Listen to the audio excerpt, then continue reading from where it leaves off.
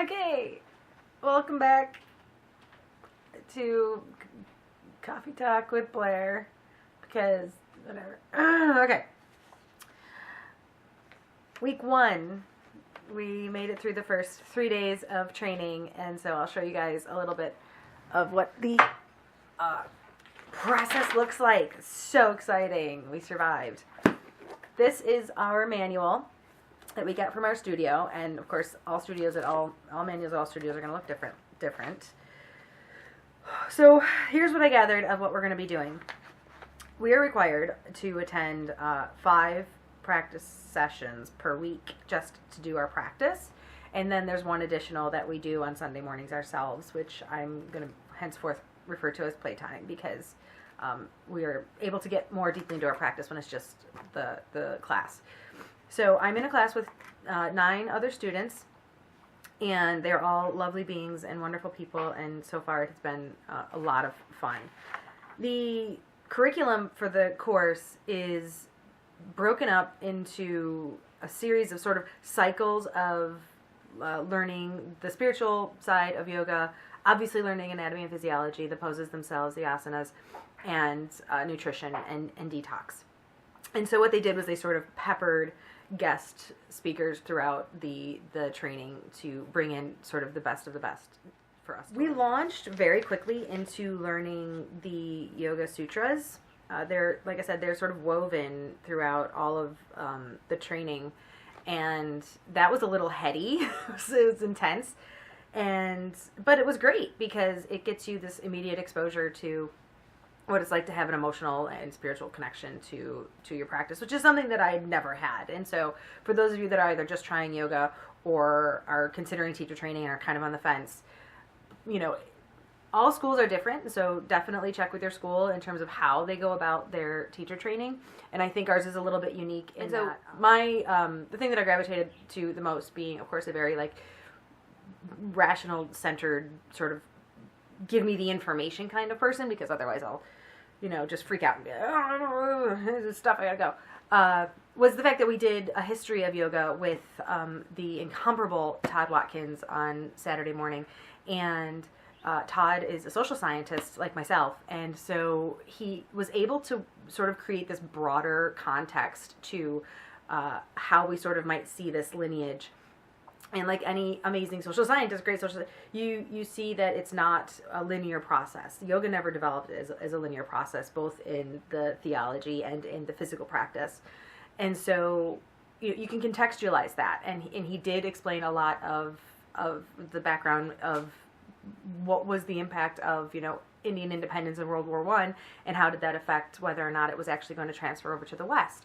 Who were some of the major players? Who were some of the people that were seen as sort of like the pioneers, and were they necessarily reputable individuals? And did that not help the absorption of yoga by the West?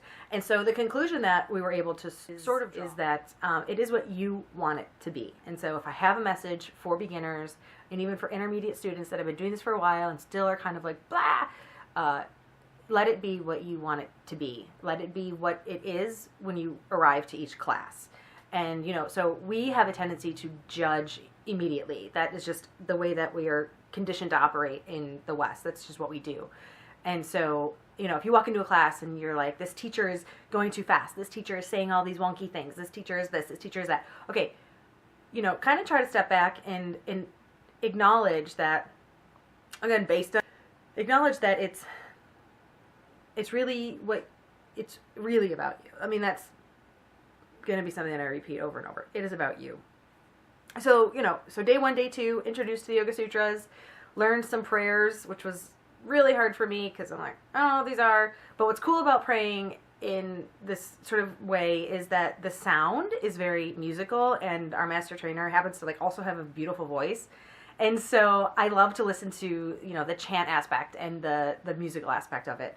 It's very, very, very cool. And, same thing that I associate with like Om. Om is a really cool sound. And, you can actually, in terms of like just your auditory reception, it just is a really interesting reverberation that you feel in your body when some people are oming around you, whatever the tone is. I think that's really fascinating. And that's true of how I sort of see these prayers as well. So we did the history of yoga. There's so much literature out there. If you're interested, comment, let me know. I'll send you some of the texts that we've been introduced to that I'm working my way through right now. And then, of course, on the third day of the 3-day weekend, we did a little bit of the introduction to nutrition and detox, which was a lot of sort of review for me. I've been in sort of the paleo lifestyle for a while. I've experienced and toyed around with the Whole30 program.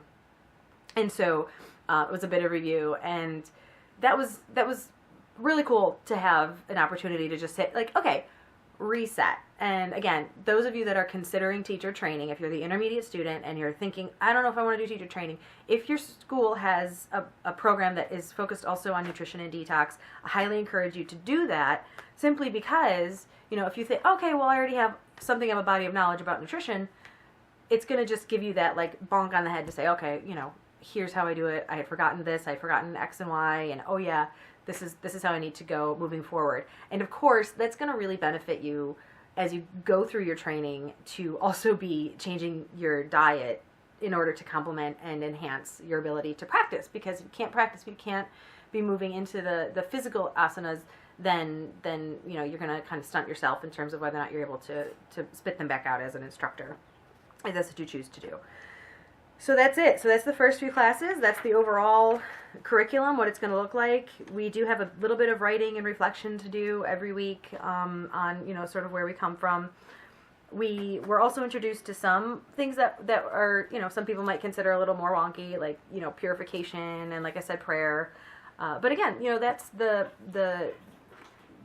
path that our master trainer has chosen to take for herself. And all she's saying is, take it if you want it, leave it if you'd like, you know, but the brilliance really lies in the openness with which it is taught.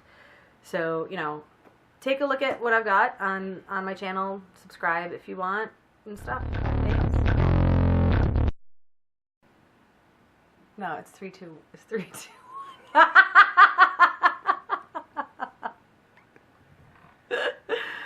Oh boy, honey, okay.